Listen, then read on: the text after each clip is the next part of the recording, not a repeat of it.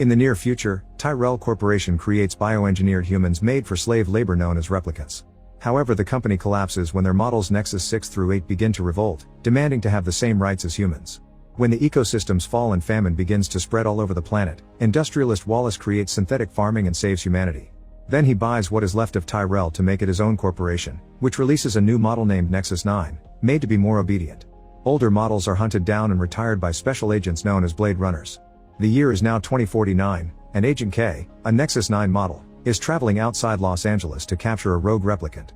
K finds Sapper in his farm and a fight ensues during which Sapper insults Nexus 9 models and mentions that K wouldn't be killing his own kind if he had seen the miracle Sapper saw. K doesn't care and kills him anyway. When K is about to leave, he sees some flowers precisely placed next to a tree and makes a drone scan the area, discovering a chest buried underground and asking a forensic team to come to dig it out.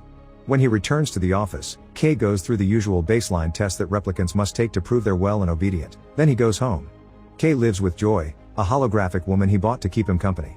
She may be just a hologram, but K has become extremely fond of her and has decided to buy her an emanator, which allows Joy to roam freely and not be confined to the apartment anymore. They go together to the rooftop to hug under the rain, but their sweet moment is interrupted by a message that lets K know they have the chest from the farm. K rushes back to the station and learns the chest has a skeleton and some hair that belonged to a woman that died during an emergency cesarean section around 30 years ago. Then K notices there's a serial number on one of the bones, which means she wasn't human but a replicant. This is quite shocking because replicants aren't supposed to be able to reproduce. Lieutenant Joshi thinks that the general public learning about replicants becoming so human-like would tear civilization apart, so she orders K to burn the farm and find the baby to kill them. K is hesitant because if the baby was born then they're human, not a replicant, but Joshi dismisses the idea. On his way out, K realizes the baby was the miracle Sapper saw. Moments later, K arrives at the Wallace Company to ask about the replicant, presenting the serial number and some of her hair to identify her.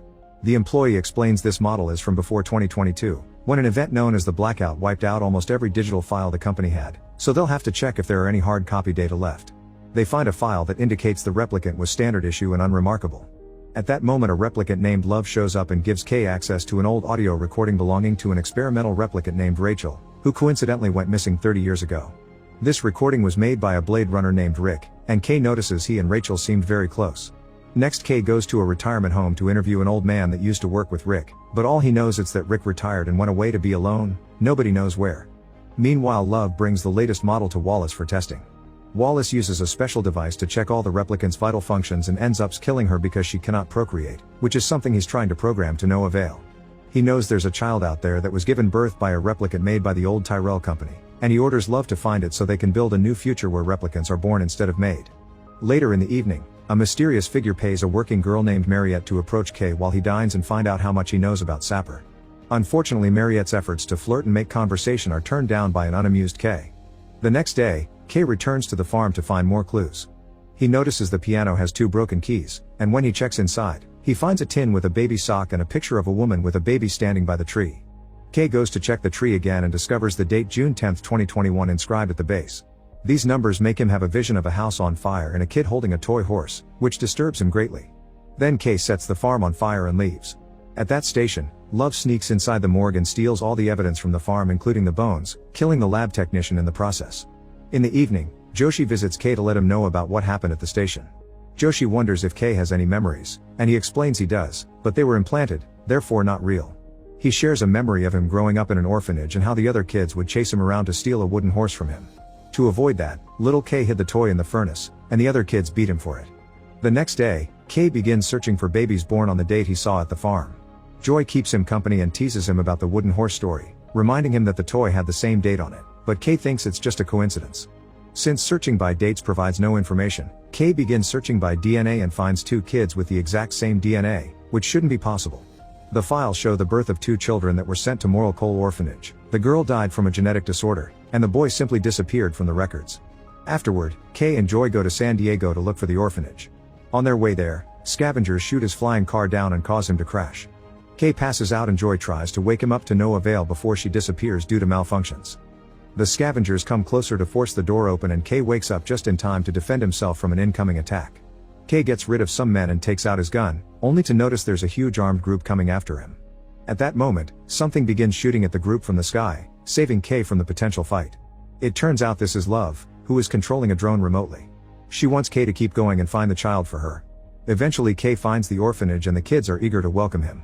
Kay talks to Mr. Cotton to ask for the records of the kids that came here 30 years ago, and when Cotton at first refuses, Kay hits him to make him collaborate. Then Cotton takes him to his office, and on their way there, Kay can't help noticing this place looks a lot like the orphanage from his memory. When Cotton finds the records, he discovers someone took out the pages of the year they need. Cotton leaves the office and Kay notices the ashtray is a horse, inspiring him to look around the place. He finds the furnace from the memory, and when he looks inside, he discovers his wooden horse is still there, causing him to have a breakdown because if the memories are real, he may be human after all. When Kay returns home, Joy is delighted to hear the story and begins calling him Joe, claiming to have always known he's special. Kay wants to be sure that the theory of him being the miracle baby is real, and Joe advises him to contact the person in charge of making the memories for the replicants. The next day, Kay visits Dr. Anna, who shows him how she makes the memories that she later sells to Wallace for his replicants. Anna explains it's illegal to copy real memories to put inside replicants. Everything she's ever done was from scratch. She accepts to use her machines to look at Kay's childhood memory, and with tears in her eyes, she informs him they're the real thing. Kay has an emotional outburst before leaving the building, where he's suddenly arrested by his own co-workers. Moments later, Kay is put through the baseline examination, and his emotional state causes him to fail it. A furious Joshi brings Kay to her office to scold him for wasting his time, but Kay immediately tells her he traveled far because he found the kid, who was being used as a regular worker, and he's already retired him. Joshi's glad to hear this and gives Kay 48 hours to put himself together before taking the test again, but he makes him leave his badge and gun. Afterward, Kay goes home and discovers Joy hired Mariette for the night. Since Joy can't touch anything, she puts her hologram on top of Mariette, and this allows Kay to technically get frisky with her. The next morning, Mariette hides a tracker in Kay's jacket. She also finds the horse, but Joy makes her leave before she can take anything. Moments later, Joy gets ready to leave the city since he knows the police will come for him soon. Joy wants to go with him and asks him to take her in the Emanator. She also advises him to delete the copy of her on his computer so the cops can't use her against him. Kay protests because if something happens to the Emanator he'd lose her forever, but Joy convinces him he needs her, thus Kay wipes out his home system and breaks the Emanator's antenna. At the Wallace Corporation, Love notices this and immediately rushes out to Kay's apartment, where she finds the broken antenna. Then she goes to see Joshi, who explains she doesn't know where Kay is and that the case is over. Love informs her Kay lied about killing the born replicant, but Joshi still refuses to share more information and Love kills her. Afterward, Love uses the police computer to find Kay's location. Meanwhile, Kay sees a man at a pawn shop who can analyze the origins of the horse. His machine indicates high levels of radiation as those found in Las Vegas. When he makes it to the ruins of the old abandoned city, Kay's drone scans the area and finds a pocket of heat in the distance. Kay goes to investigate and finds a whole beehive near a series of dirty statues, making him decide to enter the nearest abandoned building, which turns out to be a casino. After looking around for a while, Kay goes upstairs and is shocked to find a dog. This distraction allows Rick to surprise him from behind with his gun. Rick can tell Kay is a Blade Runner and doesn't believe him when Kay says he only wants to ask some questions, so Kay jumps to the ground floor right before Rick shoots. Rick goes looking for Kay and activates the hologram show in the casino scenario as a distraction.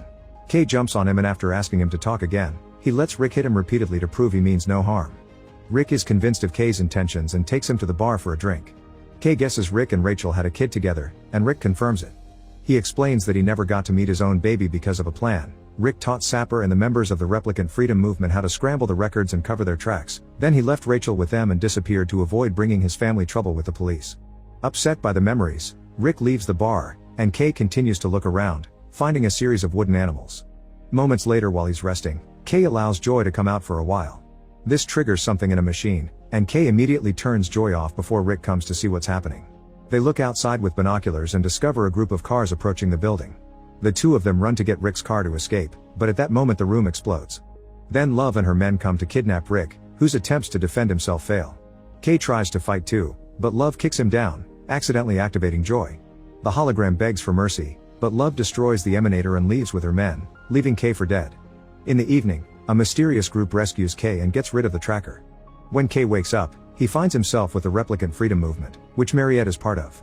She promises him he can trust them and introduces him to their leader Freysa, who has a picture of Rachel and the baby. It was Freysa who assisted Rachel during the birth and helped her hide the baby. Sapper let Kay kill him because he also had been part of their group and swore secrecy. Freysa reveals that the baby had been a girl and she grew up to be Dr. Anna, but when they hid the baby, they dressed her in blue to create confusion. Kay is devastated to hear he isn't the miracle baby after all and realizes that when Rick taught the group to scramble records, Kay got some of the baby's data, including her memories, causing the fake DNA match he found in the computers. Freysa knows that the existence of Anna proves replicants are more than slaves and she wants the revolution to come for her people, so Kay should join them. Because of him, Wallace found Rick, and now it's Kay's duty to kill Rick before Wallace uses him to find their group. Meanwhile, Rick wakes up in a room with Wallace, who reveals he is Rachel's skull and the recording of her interview with Rick.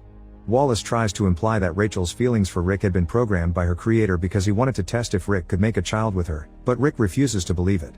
Determined to get information on the child, Wallace introduces Rick to a copy he made of Rachel. Rick is moved by the sight of his beloved but doesn't fall for it because they got the eye color wrong, so Wallace makes Love kill Rachel before reminding Rick he can hurt him to make him talk. Back to Kay, he's wandering the streets when he suddenly sees an ad for the Joy AI that interacts with him to make him buy her. Kay remembers all the lives that have been lost and decides to get revenge for his Joy. He finds a car and follows Love's vehicle, which is transporting Rick to Wallace's secret building where he keeps all his pain machines. Kay shoots Love's car and causes it to crash against a dam. Then Kay approaches the car as he opens fire, but Love shoots back and they both get hit by bullets. While the water from the dam begins flooding the car, Kay and Love start fighting hand to hand, but Love reveals a hidden knife and stabs Kay. Assuming she's won, Love kisses Kay and leaves him to die before returning to the car. However, she's attacked by surprise by Kay, who used the water to approach her without being noticed. After some struggle, Kay manages to kill Love and then releases Rick from his bindings.